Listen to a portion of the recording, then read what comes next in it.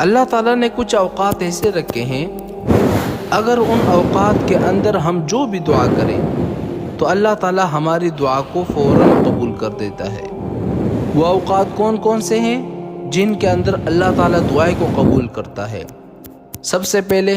اذان کے وقت، دوسرا اذان اور اقامت کے درمیان، تیسرا حی علی الصلاح حی علی الفلاح کے بعد اس شخص کے لیے جو کسی مصیبت میں گرفتار ہو اس وقت دعا مانگی جائے تو دعا ہر حالت میں قبول ہوتی ہے۔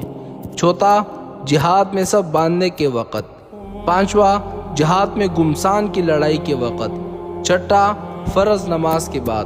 ساتواں سجدے کی حالت میں، آٹھواں تلاوت قرآن کے بعد، نواں آب زمزم پینے کے بعد،